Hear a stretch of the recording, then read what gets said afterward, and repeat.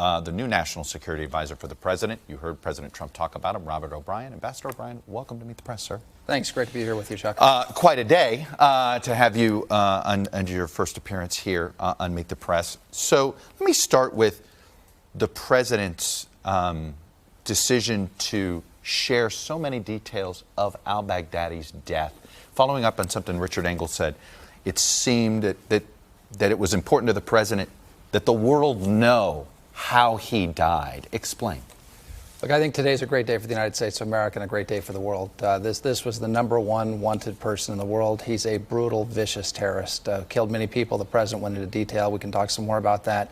But it's also important for the world to know that the United States has a long reach, and the men and women of our armed services executed this mission flawlessly, took him down, and his colleagues that are still alive should be worried. Let's talk about a few things of the details. The president gave us a lot of details. He talked about how al-Baghdadi appeared to have died. Can you explain how we can confirm, where do we have DNA of him already? Where would we have gotten it? How do we confirm this stuff? Explain this a little bit. Sure, we have DNA and we had visual on him, and the DNA has now been exploited. It's been confirmed as of this morning, a couple hours ago, that it is Baghdadi. We had an eyewitness account. Did you see him in the? I mean, we have a picture of you in the Situation Room. The president said it played out like a movie. Did you guys see al-Baghdadi? I'm not going to get into see, letting folks know what we saw or didn't see in the Situation Room. Those technical capabilities are something I'm not going to talk about today. But I can tell you we did have U.S. forces had eyes on Baghdadi, and we confirmed his death, and then we took DNA and confirmed the DNA from previous samples that we had. And is his body still in custody? His body will be disposed of properly. To the extent that we have, as the president said, he died blowing up pulling the toggle on his vest. And do you imagine we will follow the same protocol we followed with Osama bin Laden? I would expect. I would expect that to be the case. The president said that there were a number of folks that helped. He thanked Russia first. He thanked the Kurds last. Should we read into that? No, I don't think you should read into that. I think what the president talked about is that it was a very dangerous mission for our troops, and the president made a courageous decision to send them far into enemy territory at night, a long-range helicopter raid.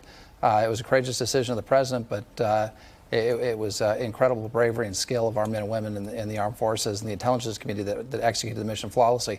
But they had to fly over areas where there's significant anti-aircraft capability, the Syrians, the Russians, the Turks, others. So I think we appreciated the fact that our helicopters and our planes weren't molested. The Kurds played an important role in the operation, and we're grateful for the Kurds and for the SDF and our allies there. General, in fact, Mazloum indicated that this has been a 5-month campaign to track him of sorts. Is that a fair description? And was it his forces in some ways that were tracking him day to day? Look, I think it's a fair description, but you can imagine there are quiet professionals that work for other agencies of the U.S. government that were heavily involved, as well as our armed forces.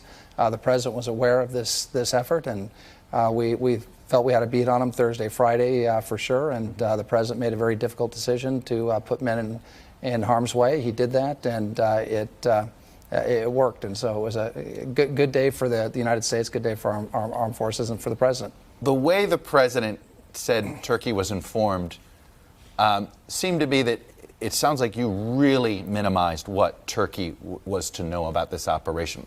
Is it fair to say more so than perhaps any of the other entities involved in that area? No, look, Secretary Pompeo, General Milley, Secretary Esper were all involved in alerting their colleagues in these other countries that there was going to be a mission taking place. Was there concern that Turkey could, the president seemed to be concerned that Turkey could fire on our folks. I wasn't concerned. Okay. Turkey is a fellow member of NATO. I wasn't concerned that Turkey was going to fire on us. But look, we were flying over airspace controlled by other countries that have anti-aircraft capabilities, and we wanted to make sure our men and women were safe. And so General Milley, Secretary Esper, Secretary Pompeo did a great job of reaching out to their colleagues and making sure that we had a ingress and egress that were protected. The president made a comment about the oil fields during his comments this morning.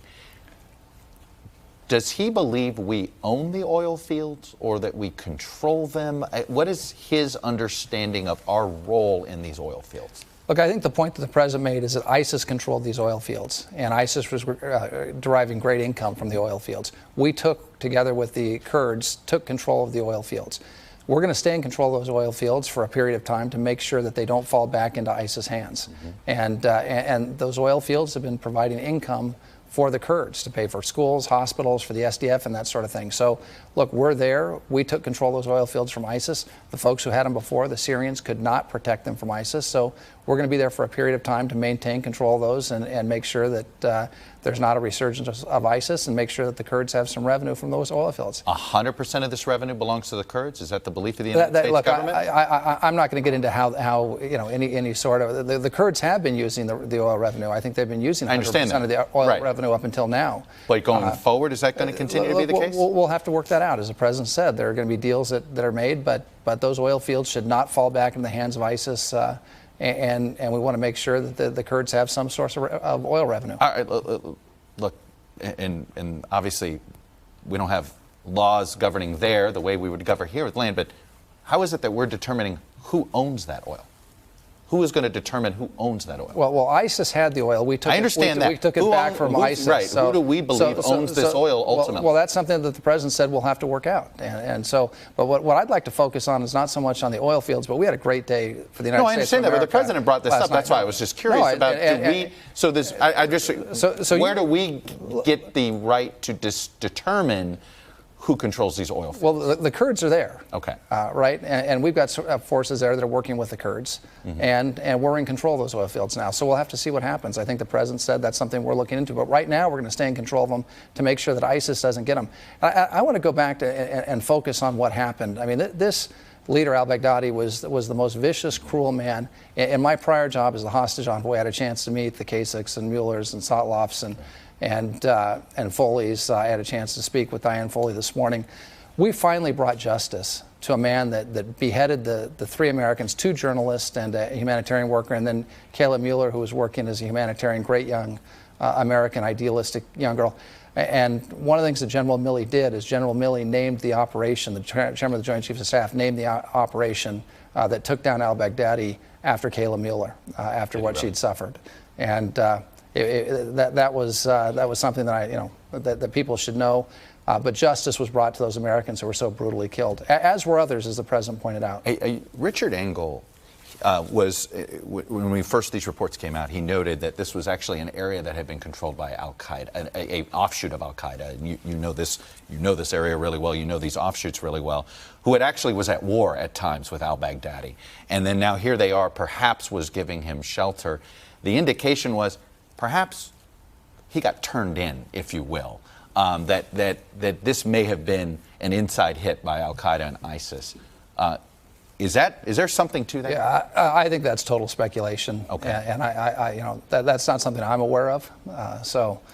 Maybe what? All right, let me put it better sources than I do on that. Let me put it another way. I'm not aware of that. What terrorist organizations are you most concerned about now? Now with al-Baghdadi gone, no obvious replacement, and obviously they care a lot about personalities in a little bit of that.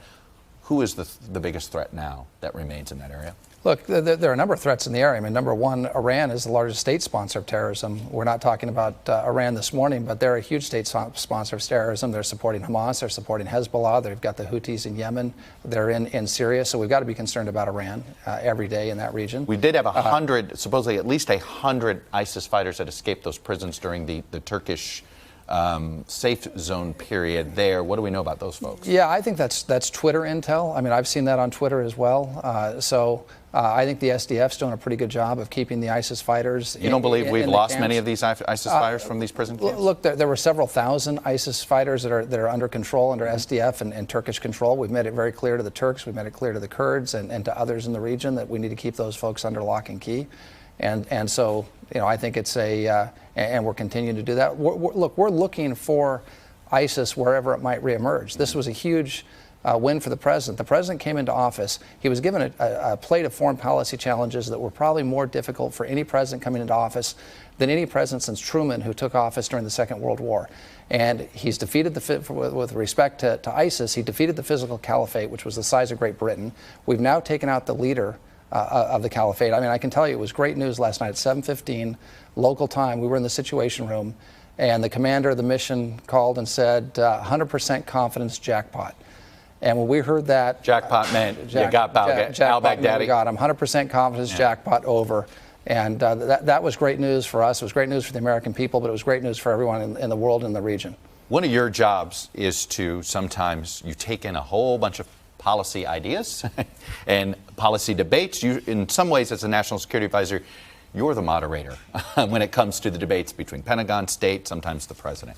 There is going to be a debate among some in the Pentagon that say, Mr. President, our presence here is what allowed us to get this. The president may view this as this is, hey, see, we can do both, smaller footprint and do this.